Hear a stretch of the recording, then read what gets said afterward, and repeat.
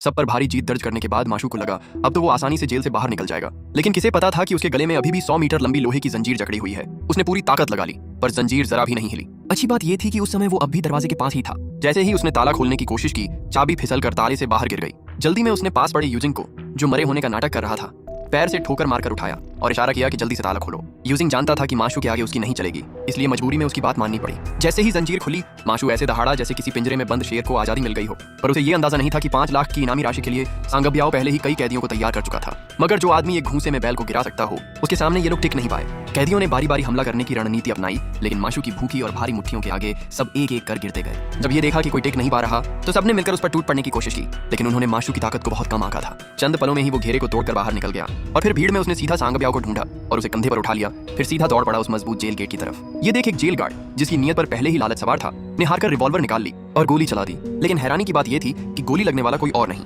बल्कि वो गार्ड खुद ही था, जो अब खून में लथपथ जमीन पर पड़ा था। और इसी तरह माशू वो अकेला आदमी बना जो जिंदा लुशान जेल से बाहर निकल पाया।